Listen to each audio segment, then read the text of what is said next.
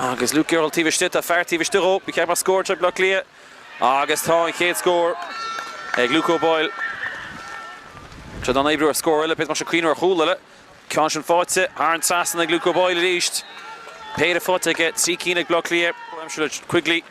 Quigley fós a gimocht. Bí ceap mar scóir Quigley, bí se craín, tá se craín.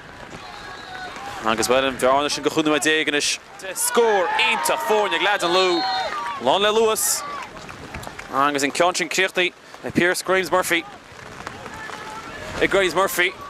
Cahan Lúnis. Buaicphointí seo, úd ná tá siad ná Buaicphointí. Agus Dar Dorian ag se ceann sin. Asiste úd an scór amsú as seo ach se seo go má. Agus tuisí sin go má an Saston Maguire. Agus Brata Quigley, fáte Quigley. Bhfuil sé ísio a chuir Clé. Clé agus táisí sin ar an Saston. Agus í fáte faoiad ag Craobh Peile. Mar sin chead a cholína in na fórne.